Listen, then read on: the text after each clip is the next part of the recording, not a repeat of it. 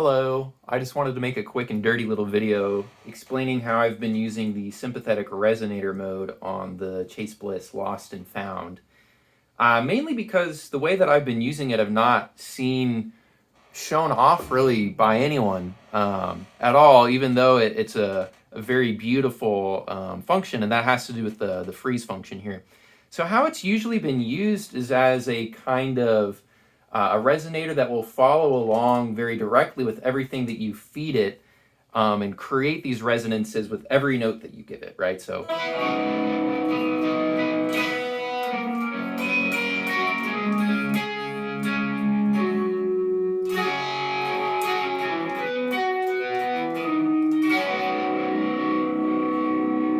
every note that I play is going to be represented kind of as a resonator frequency in some form or fashion, right? That's kind of the ideal, and how it's been shown off. But if you use the freeze function, in the manual it says that is how you access traditional resonator sounds.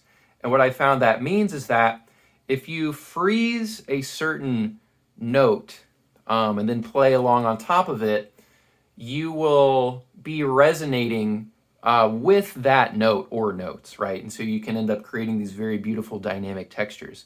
So you might think the freeze function is just kind of a dedicated, like you have a frozen pad that you can play on top of. It's actually much more interesting than that.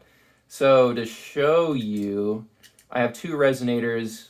On the right is an upper octave, on the left is a lower octave. I'm just gonna freeze a B flat and an F on both sides. So there's one, there's another one. I have latch mode on, so these can stay frozen. The right side, got that. Left side, got that. Right, and here's what happens if I play over the top of this, right? I'm gonna add some boost.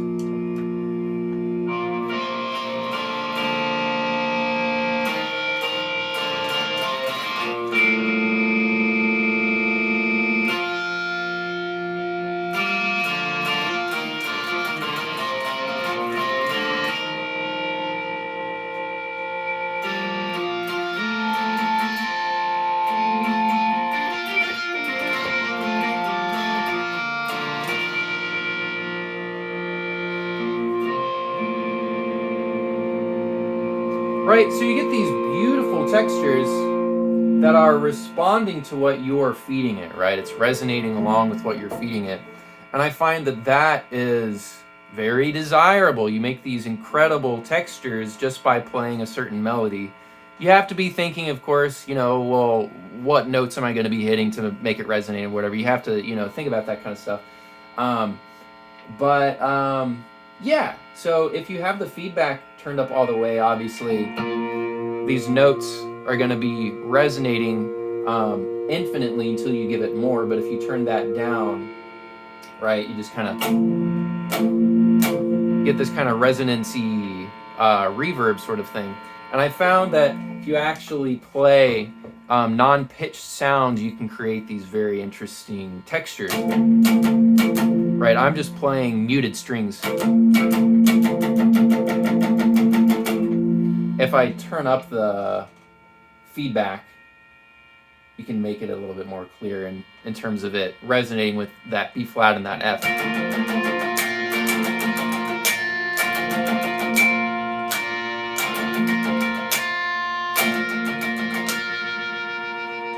Same principle I can show you. Right.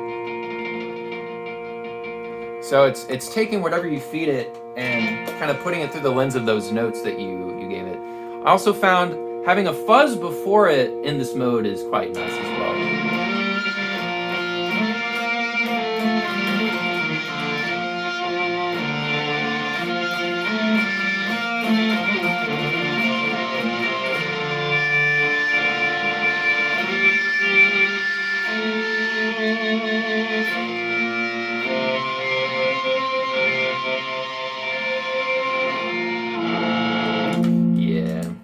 So that's how I've been using the freeze function on the Sympathetic Resonator.